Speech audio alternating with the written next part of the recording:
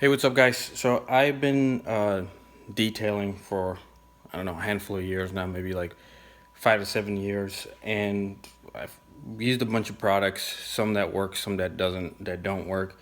A bunch of other products that I chose actually I saw on YouTube from other people using them back in the day, and I said, oh, these are the products that I'm going to use.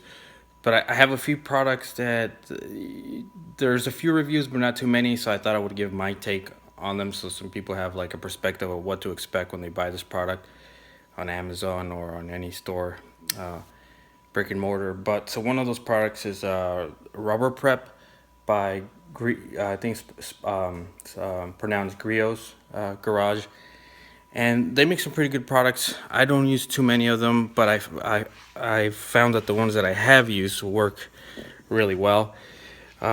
So rubber prep is something that you do to strip off anything from the wheel that you don't want to be there, including an old dressing. And this is just to prep the surface to take on a new coat of dressing if you want to do that.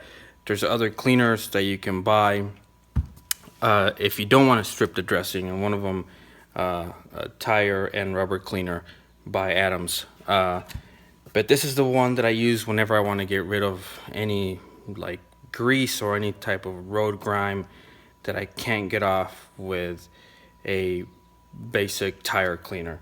And I strip it and I start all over again. And so I'll show you a little bit. I mean, what I use to apply this is I use this little sponge that I have here, and an applicator. Again, I saw this on the Griots website, and I bought the little handle. I thought it was pretty handy, and it works really well. It comes in threes. I think there were like $9 for 3 of them, and this one I've used a few times, so I expect it to last a while.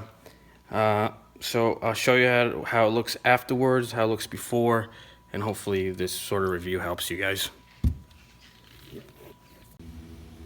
So here are my tires. I'm not going to show you much about the application because it's pretty self-explanatory, but these tires haven't been cleaned in a while.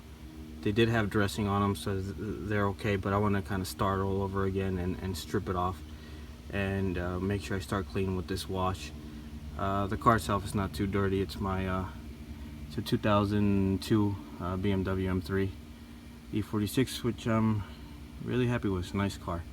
But anyways, this is about the Griots Rubber Prep, and so let's get started.